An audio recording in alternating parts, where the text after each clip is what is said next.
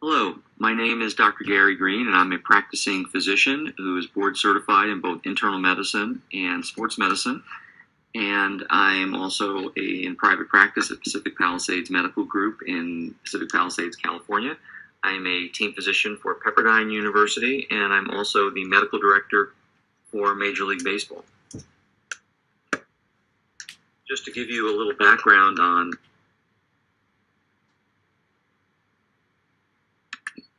how I got to this point in my career, I went to undergraduate at the University of Pennsylvania back in Philadelphia, where I was a sociology major, much to the chagrin of my advisors at the time, who told me that I had to go into a science in order to get into medical school. I decided to do sociology and still did manage to get into medical school. Went to Hahnemann University, which is now the Drexel University School of Medicine, and then followed that with an internal medicine residency in Philadelphia. And at that point, I didn't know what I wanted to do, except that I still wanted to be I liked sports, I liked medicine, and wanted to go in sports medicine. But at the time, in about 1986, the main part of sports medicine was in orthopedics, which I did not want to do. So I was able to somehow talk my way into becoming the head team physician at the University of Delaware, and immediately was in charge of 600 athletes that I had very little knowledge of how to take care of them and their injuries. I did a lot of on-the-job training, went to some seminars, asked a lot of questions, and eventually was able to do that job. I also started doing some research in sports medicine and decided I wanted to expand my career, and was offered a job at UCLA as one of their team physicians. That was really a great opportunity for me, and the person who hired me, Dr. Jim Puffer, was one of the leaders in sports medicine, and he had a great philosophy that he would hire good people and just let them do whatever they wanted and not care who got the credit for it. And he allowed me to build my career, and I began to be interested in the problem of performance-enhancing drugs like anabolic steroids and growth hormone in athletes, and became very interested in drug testing and started doing research into this area, and was part of a faculty development grant, and eventually became the head of the NCAA drug testing committee, which oversees about 10,000 tests a year for all NCAA athletes. And I guess I did a good job at that, because eventually Major League Baseball came to me in the early 2000s and asked me if I would help them address their steroid problem that was currently ravaging Major League Baseball and causing a lot of problems.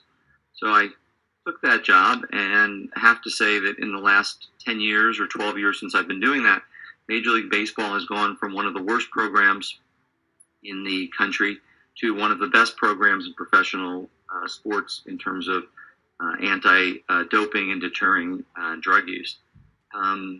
Major League Baseball, I guess they appreciated the job I did in helping them with the drug program, and then a few years ago they asked me to become the medical director for all of Major League Baseball, which I've done and has been very rewarding in that it's allowed me to really influence the health and safety of 1,200 Major League players and about 7,000 minor league players in terms of their safety in such areas as concussion and changing rules. For example, we changed the rule on home plate collisions to avoid concussions in catchers and injuries to the runner and the catcher. And since we put that rule in place in major leagues, there have been no concussions in catchers from home plate collisions. So just shows you how rules can really influence a sport and make it safer. In terms of what I do every day, that really varies. I'm one of those people who likes to do something different every day. I like a different challenge. I don't think I could ever be a surgeon who does the same cataract surgery day after day after day. I need different challenges. So 3 days a week, I see patients in my office, and these are primary care patients. Some of these patients I've had for over 20 years. Some of them are sports patients, and the age range is anywhere from 13 years old to probably in the late 90s. And I really enjoy taking care of my patients, and it's very important to me. It's probably the thing I enjoy most. But I also do research and, again, do administrative things with Major League Baseball. In terms of what I enjoy the most, it's probably that one-on-one interaction in the patient room.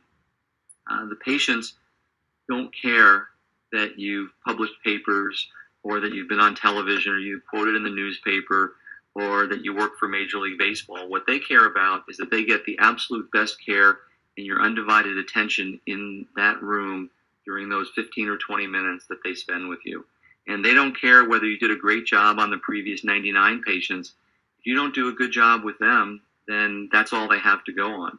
One of the ways that I do that by showing the patients that I'm completely, they have my complete attention, is that I never wear a watch when I'm seeing patients, because I don't want a patient to ever think that I'm rushing them. And if I accidentally glance at my watch or happen to look down at it, the first thing they're going to think of is that I'm in a hurry to leave the room. And one of the things I really try to do is not be rushed and make sure that the patients feel that they get all of their questions asked and that they have my full undivided attention during the time that I spend with them. And then when they leave, that I've done the best I can. And that's really, to me, the most important thing is doing a good job that way. In terms of how do you measure success?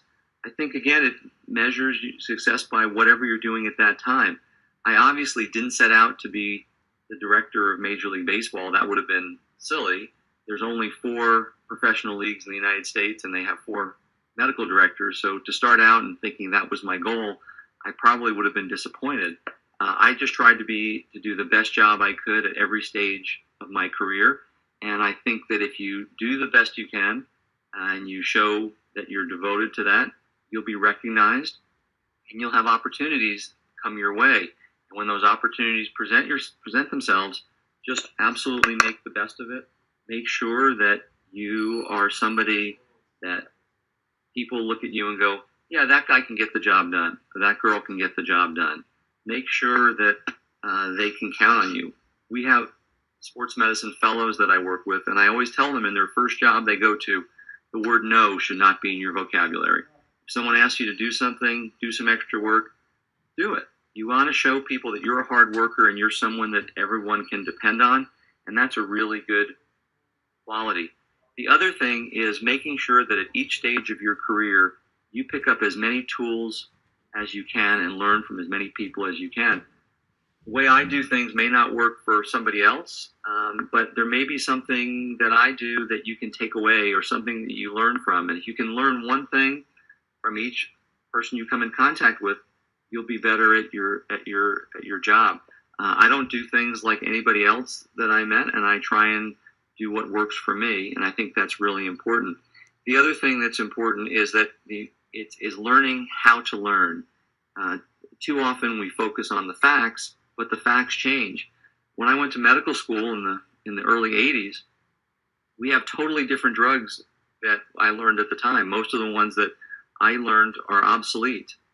Most of the techniques that we learned are obsolete. So I had to learn new things. We obviously didn't have as much computer access as we do now. So a lot of things have changed, but if you learn how to learn and you have those tools, you'll be able to incorporate the new knowledge that comes across and then be able to use that to help your patients. What I'll leave is that there is no one road to get where you're going. As Yogi Berra once said, when you come to a fork in the road, take it. Sometimes the road you take, you have to be open to other opportunities that may present themselves, and it may take you in a completely different direction than you intended to go. And when I was in undergraduate or medical school, I never thought that my area of expertise would be in performance-enhancing drugs or that I would be a medical director for a professional league. But the opportunities presented themselves, and I tried to make the most of everything, not thinking so much about where it would ultimately take me, but just trying to do the best possible job I could at each step of the way. And if that happens, you're going to be happy with what you're doing, and you never know where that might take you. So I hope this has been helpful for you all, and good luck in your careers, and just keep your eyes open, do the best you can, and learn as much as you can at each step of the way. and I think you'll end up being happy at the end.